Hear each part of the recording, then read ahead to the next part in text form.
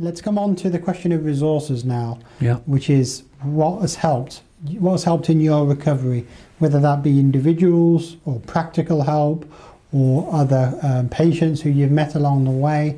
What do you think has helped? I think the things that have helped the most, first of all, is the right attitude from my family. I think that is a very, very important aspect. There are two sides to this. There's the patient, of course, but then you've got the family, the care, and if the care and the attitude isn't right, it makes the battle very, very hard. And I am very, very fortunate that I had the right care, the right family background, and the right attitude. Sure. Because, you know, everybody seems to sympathise with the patient all the time, but there's a second side to it. You know, there's somebody there who, certainly in the early days, and, you know, in our case up to a year, getting the adjustment for diet and progressively getting strength back, there's a lot of hard work that gets put in with that, and I think that gets missed. Basically, the partner or family are also intimately involved with the whole process. They're just as important as the patient. Yeah, and because you're kind of supporting each other, aren't you? Yes, you are.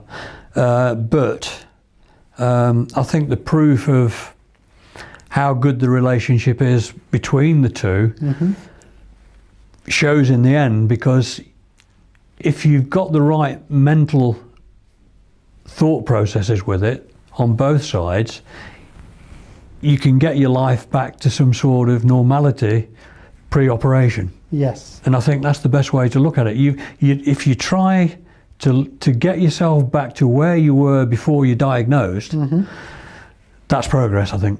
Well, the ultimate test is to get back to where you were before, as if there'd been nothing happening.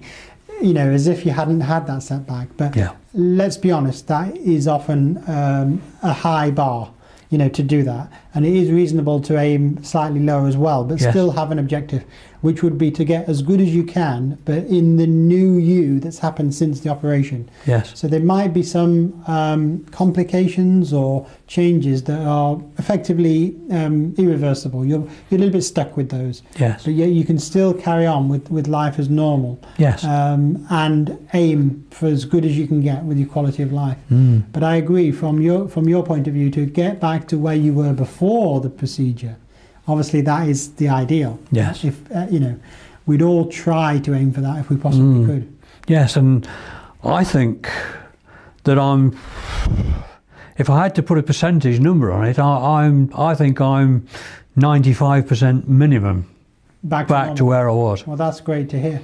Yeah, I feel very fit. Yeah.